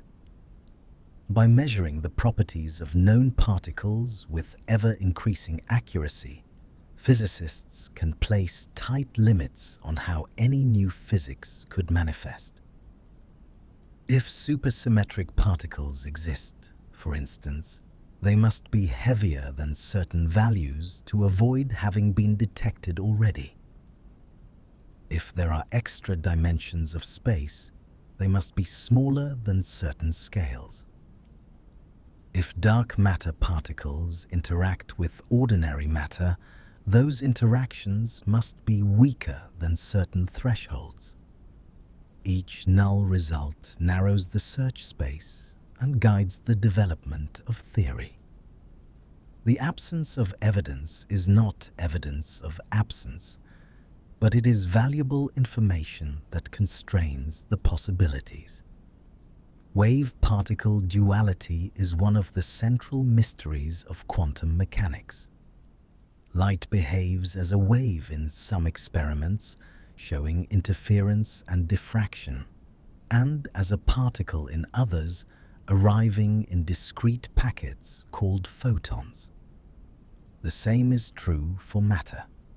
Electrons, once thought to be tiny billiard balls, also exhibit wave-like properties.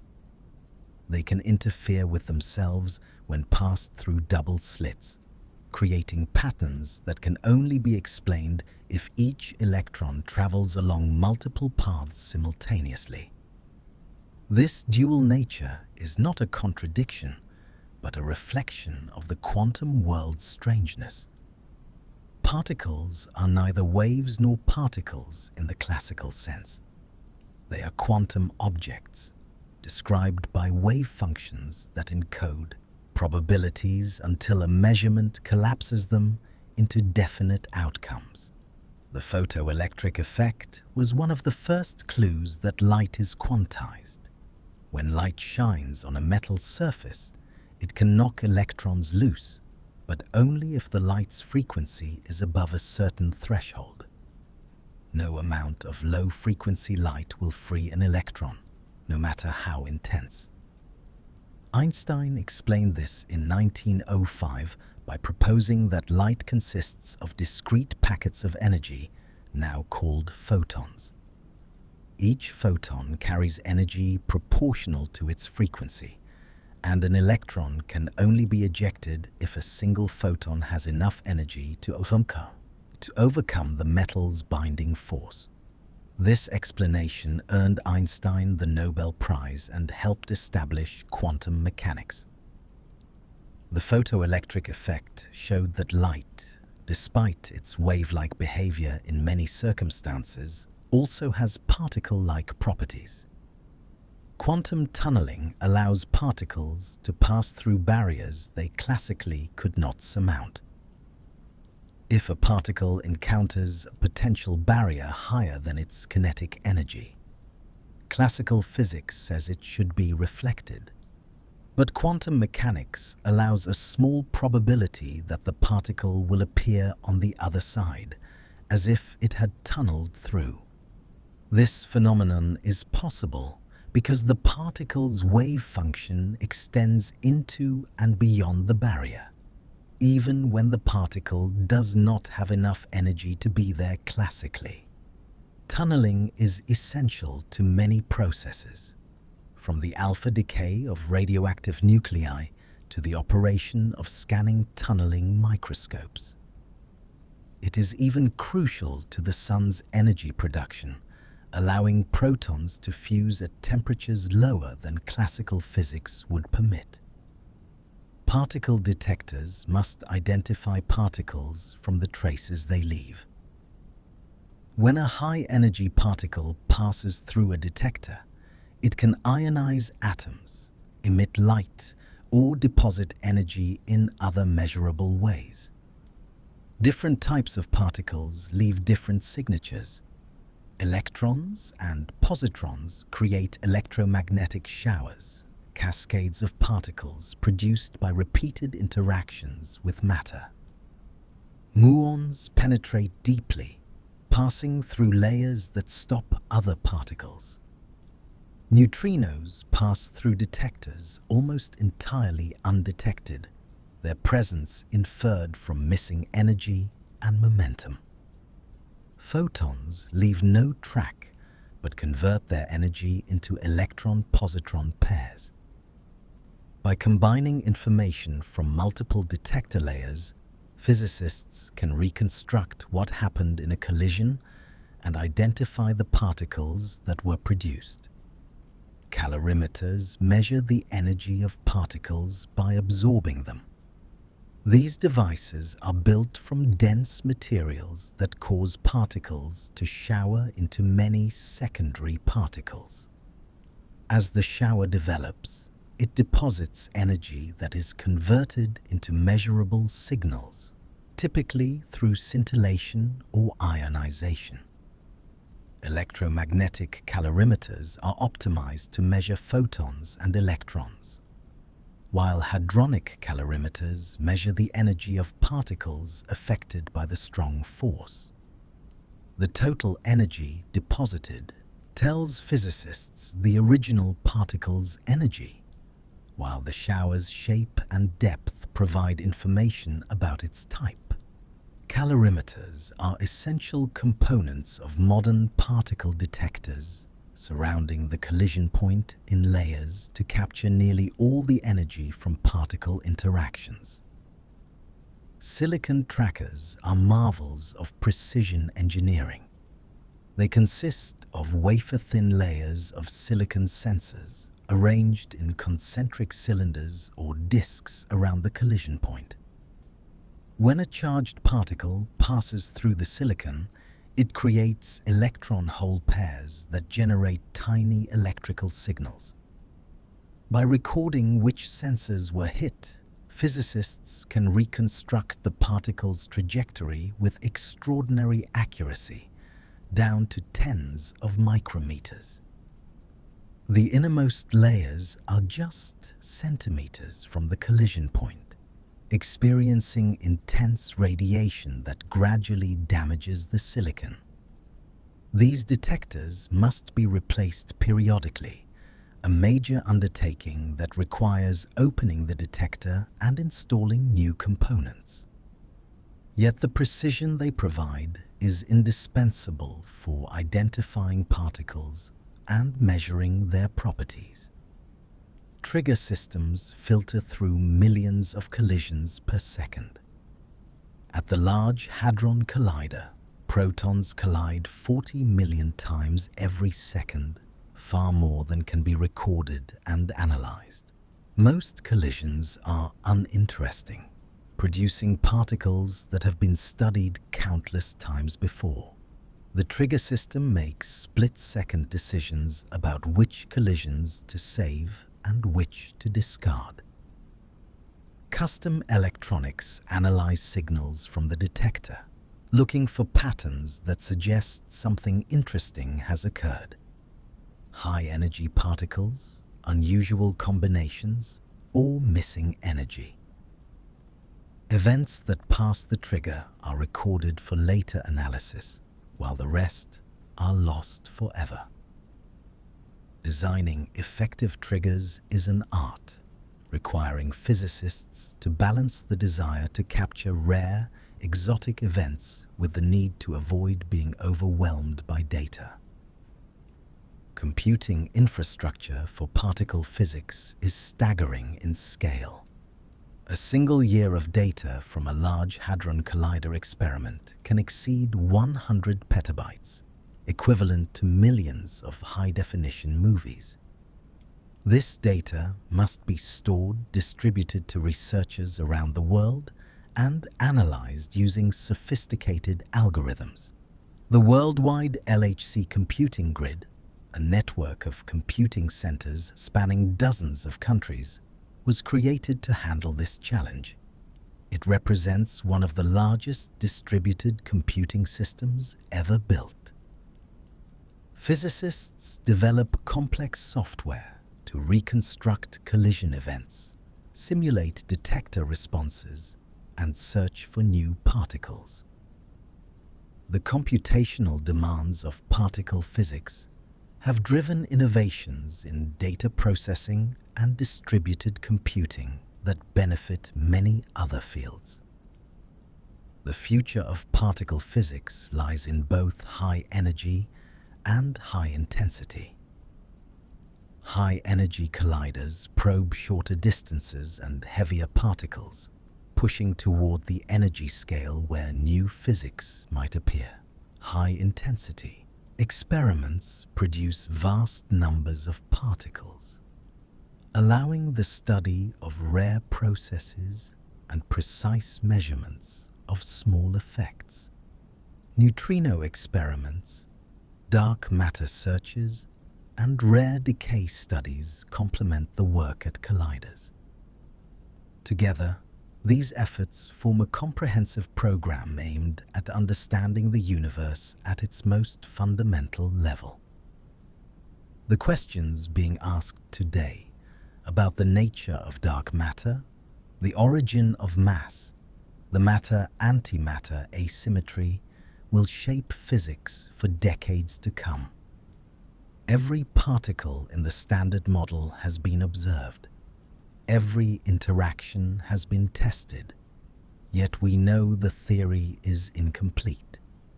It leaves too many questions unanswered, too many phenomena unexplained. The cosmological constant problem, the strong CP problem, the flavor puzzle, the neutrino mass problem. These are not minor details, but profound mysteries that suggest we are missing something important. Somewhere beyond the Standard Model lies a deeper theory, a more complete description of nature. Finding that theory will require new experiments, new observations, and new ideas.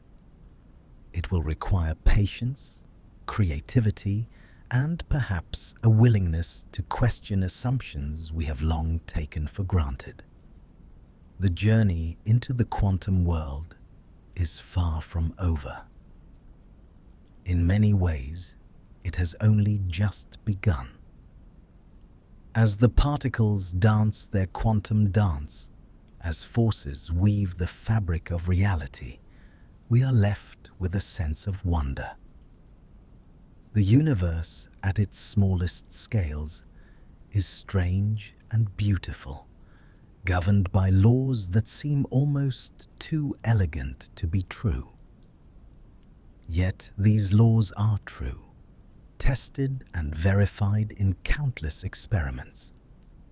They describe the fundamental architecture of matter and energy, space and time. Through particle physics, we have learned that we are made of stardust, that the atoms in our bodies were forged in the hearts of dying stars. We have learned that the forces holding those atoms together are manifestations of deep symmetries in nature. We have learned that the universe is comprehensible, that it follows rules we can discover and understand. And in understanding these rules, we glimpse something profound about our place in the cosmos.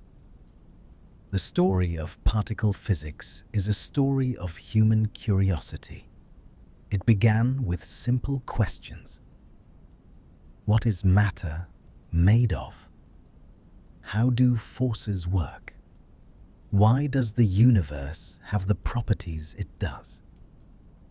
These questions led physicists to build ever more sophisticated tools, to develop mathematical frameworks of stunning complexity, and to probe nature at scales almost unimaginably small. Along the way, they discovered a world stranger than anyone had imagined. Particles that are also waves, forces that emerge from the exchange of virtual particles, a vacuum that seethes with energy, symmetries that determine the structure of reality. Each discovery opened new questions, pushing the frontier of knowledge ever outward. The technological legacy of particle physics extends far beyond fundamental research. The World Wide Web was invented at CERN to help physicists share data. Medical imaging technologies like PET scans rely on antimatter annihilation. Cancer treatments use particle beams to destroy tumors. Superconducting magnets developed for accelerators now find use in MRI machines and magnetic levitation trains.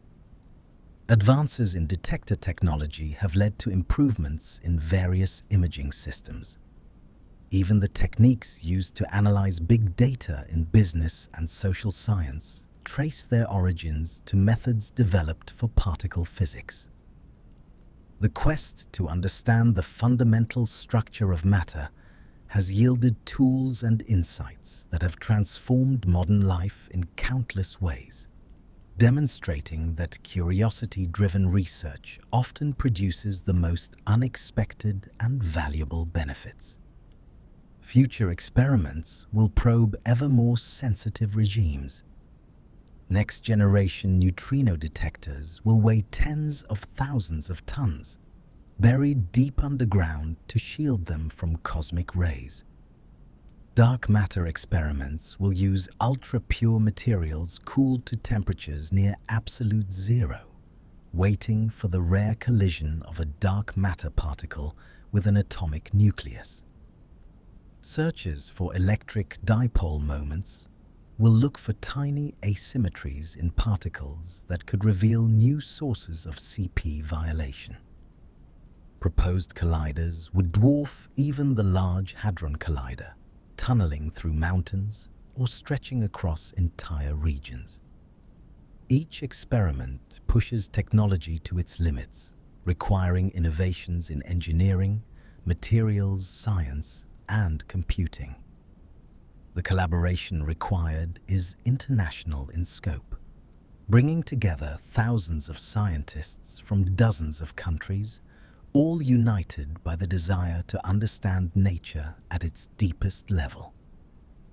Theoretical physics continues to propose new ideas beyond the Standard Model. Some theories extend the Higgs sector, proposing multiple Higgs bosons with different properties. Others suggest that space-time has more than 4 dimensions, with the extra dimensions curled up too tightly to detect directly. Technicolor theories propose that the Higgs boson is not fundamental, but composed of new, strongly interacting particles. Preon models suggest that quarks and leptons themselves are composite, made of even more fundamental constituents. Each theory makes predictions that could be tested if the right experiments are performed. Even null results provide valuable information, ruling out classes of theories and focusing attention on those that remain viable. The connection between particle physics and cosmology has grown ever stronger. The particles and forces described by the Standard Model shaped the evolution of the universe from its first moments. The matter-antimatter asymmetry determined that we would have a universe of matter rather than pure energy. The Higgs mechanism gave particles their masses, allowing atoms to form. According to theory, a cosmic neutrino background should exist, a sea of neutrinos left over from the Big Bang that permeates space even today. Though detecting these relic neutrinos directly remains beyond current technology. Dark matter, whatever it is, appears to outweigh ordinary matter by a factor of roughly 5 and holds galaxies together. Understanding these cosmic connections requires both particle physics and cosmology, demonstrating that the very large and the very small are intimately linked. The Standard Model is one of humanity's greatest intellectual achievements. It took decades to develop, requiring the combined efforts of thousands of physicists, both theorists and experimentalists. It makes predictions that have been verified to parts per billion. It unifies phenomena that seem completely different, showing that electromagnetism and the weak force are aspects of a single electro-weak interaction. It explains why particles have the masses they do, why certain processes occur and others do not, why the universe is stable and structured. Yet it is incomplete, and this incompleteness is what drives physics forward. The known gaps and puzzles in the Standard Model are invitations to discover something deeper, something more fundamental. Let yourself drift now with the particles. Imagine them swirling around you, through you, countless quarks and leptons dancing to the rhythm of quantum fields. They have been there all along, invisible but essential, building everything you see and touch. The photons streaming from distant stars, the electrons flowing through the circuits of your thoughts, the gluons binding the nuclei that anchor your atoms. Everything is connected at this fundamental level, part of a grand cosmic unity that emerged from the Big Bang and continues to unfold across billions of years. You are made of these particles. You are stardust. You are quantum. You are part of the story the universe is telling about itself. And that story, though not yet complete, is already more beautiful than any tale ever imagined. The mysteries that remain are invitations to dream. What is dark matter? Is it a single type of particle, or a complex hidden sector with its own forces and interactions? How do neutrinos get their tiny masses? Are they their own antiparticles? Why is there more matter than antimatter? Could the answer lie in neutrino physics, or in some new particle or interaction we have not yet discovered? Why are there 3 generations of matter particles with such wildly different masses? Is there a deeper pattern, a unifying principle we have not yet glimpsed? Why does the Higgs boson have the mass it does? These questions define the current frontier of particle physics. Answering them will require new experiments, new mathematics, and new ways of thinking about nature. Rest now. The particles will continue their dance without you. The forces will hold, the fields will fluctuate, reality will persist in its quantum strangeness. You have journeyed to the smallest realms and returned safely. You have touched the edge of knowledge and felt the mystery that lies beyond. Tomorrow, the search will continue. Tomorrow, new experiments will run, new data will be gathered, new theories will be proposed. But tonight, all you need is rest. Sleep well. Dream of particles and fields, of symmetries and forces, of the elegant mathematics that describes the dance of creation. Dream of a universe that is knowable, understandable, and endlessly fascinating. Dream of the quantum realm where all things begin and all things are possible. Dream of accelerators circling beneath the Earth, smashing particles together to recreate the conditions of the Big Bang. Dream of detectors as large as cathedrals, capturing the ephemeral traces of particles that exist for less than a trillionth of a second. Dream of physicists around the world, united in their quest to understand the fundamental nature of reality. Dream of the questions still unanswered and the discoveries still to come. Dream of the journey we have taken together, from the largest structures in the cosmos to the smallest vibrations of quantum fields. And in your dreams, remember that the universe is not a cold, mechanical thing, but a living dance of energy and form, forever creating itself anew in the quantum foam. Good night.